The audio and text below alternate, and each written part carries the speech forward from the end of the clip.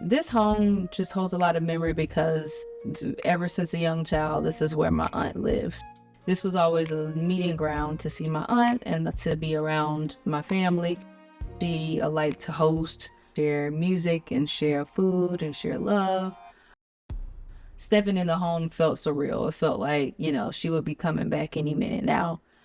Knowing that I was taking over the home, of course, I was grateful for the gift, but I would give it all back just to have her.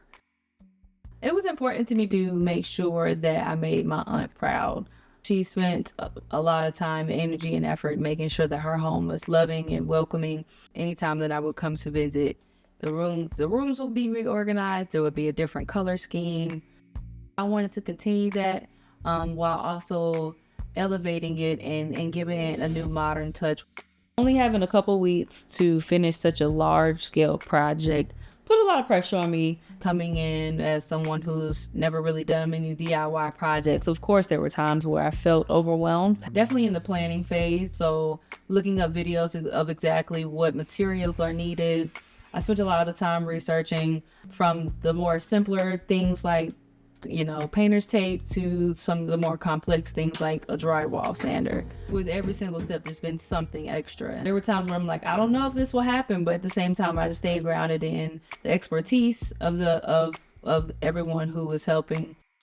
I'm so grateful for my community. I'm grateful for my partner and her family and her dear friends that have so much knowledge about being able to care for your own belongings and to create new environments for yourself. What did it mean to me when Michael and Derek showed up to help? It's such a big task that is a honestly very expensive job.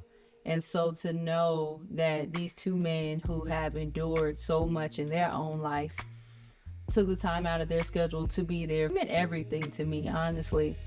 The 3 days is just part of my schedule. I knew that, all right, well, I'm just gonna take these days off regardless. And that's my thing this year. I'm just taking days off if I'm traveling or I'm going. So I just figured I got 3 days and I really wasn't projecting to finish anything within 3 days. The way I operate is I just go until I can't go anymore, or I go until it's done, one or the other, either or. And that's what we did, with everybody's energy towards it, attitude towards it, sweating and tears towards it, thorns, blood. With everybody energy towards this thing, it came together the way it's supposed to come together. It's been on my heart since I've been here, because I didn't know Aunt Lisa, and I didn't even know the situation with the property, really. But this is generational wealth. And I'm a part of this generational wealth restoration right now.